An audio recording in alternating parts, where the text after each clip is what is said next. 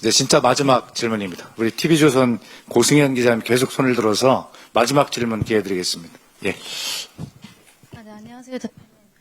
대표님께서 장경태 의원님한테 한 달 전쯤에 윤리감찰단 진상조사 지시를 하셨는데 혹시 진척 사항 좀 여쭙습니다. 답변하지 않겠습니다. 원래 조선일보하고 제가 인터뷰를 한 적이 한 번도 없습니다. 네? 네.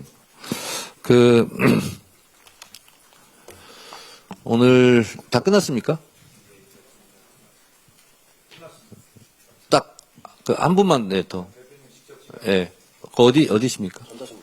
네? 전자신문입니다. 네, 전자신문이요? 전자신문 최희찬 기자입니다. 네. 그러니까 한반도 평화 신전략위원회 말씀하셔서 지금 자주파 동맹파로 일컬어지는 대북정책 이견에 관해서 대외적으로 혼란스러운 모습을 보이지 않는 게 좋겠다는 게 사실 대통령실의 입장으로 좀 알고 있는데 오늘 또 이제 저번에도 통일부가 이제 통일부의 입장을 지지한다고 말씀도 하셨고 오늘도 이제 정세현 장관 이름도 얘기를 하셔서 조금 자주파 얘기가 틀린 것은 아니지만 부천의 의견이 좀 어느 정도 정리가 되지 않은 상태에서 여당 대표가 이렇게 얘기하는 것이 좀 적절하지 않다라는 지적이 나올 수 있어서 조금 더 설명을 부탁드리고요. 마지막으로는 지금 청년들이 굉장히 좀 보수화되어 있는데 그거 관련해서 좀 지선 전략을 좀 어떻게 짜고 계신지 좀 설명 부탁드립니다. 사실은 제가 한반도 평화, 남북 관계에 대해서 대학생 때부터 지금까지 이 과제에 대해서 한 번도 손을 놓은 적이 없습니다. 제가 대학원 석사도 북한 통일정책학과를 나왔습니다. 그리고 제가 첫 번째 감옥을 간 것도 조국통일특별위원장을 하다가 갔습니다. 그래서 그때부터 대한민국의 가장 큰 과제, 모든 모순의 기본은 분단 문제에 있다라고 생각을 했고요. 제가 정치를 시작해야 하겠다, 정치를 하게 된 계기도 결국은 분단 국복, 조국 통일의 문제 그 화두였습니다. 제가 김대중 대통령이 제 지역구 유권자셨습니다. 동교동에 가끔 가면 김대중 대통령께서 그렇게 말씀하셨습니다. 제가 그래서 아까 기재견문에 썼는데요. 국익을 위해서는 악마하고도 손잡아야 된다. 그런데 2000년도에 미국의 최초의 여성 국무장관 올브라이트가 평양에 갔었습니다. 그리고 김정일 국방위원장과 회담했습니다. 그것은 클린턴이 평양을 방문하기 위한 사전 정지 회담이었습니다. 근데 엘고가 연방 대법원에서 패소하면서 대통령에 오르지 못했습니다.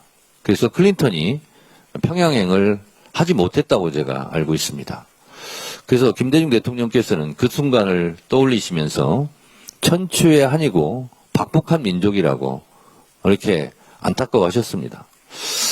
저는 남북관계가 정상화되는 것, 남북관계의 빗장을 여는 것, 이것이 정치, 경제, 사회, 문화, 대한민국 모든 영역에서 가장 중요한 핵심적 요소라고 생각합니다. 저는 그래서 개성공단과 금강산이 다시 열려야 된다고 생각합니다. 독일 통일의 주요한 정책이었던 동방정책을 설계했던 에곤 바르 박사가 이렇게 얘기한 적이 있습니다. 개성공단은 우리가 한 번도 생각해보지 못한 모델이다. 개성공단을 끝까지 밀고 가다 보면 그 끝에 통일이 보일 것이다. 이렇게 얘기를 한 바 있습니다. 개성공단은 원래 3만 명 남북 노동자가 일하게 되어 있었습니다. 원래 계획서는 그렇습니다. 2만 7천 명 북한 노동자, 27만 북한 노동자, 3만 남쪽 노동자. 3만 명이 북한 개성에 가서 일하고 있다는 것은 전쟁이 일어날 가능성이 없다는 뜻입니다. 마포구청에서 노원구청까지 아침 출근 시간에 1시간 반 걸립니다. 근데 마포구청에서 개성공단까지 출근 시간이 45분밖에 안 걸립니다. 개성공단에 여러 번 가봤습니다. 개성공단이 원래 계획대로 되는 것, 그것은 전쟁 방지턱 역할을 할 것이다 라는 생각을 가지고 있습니다.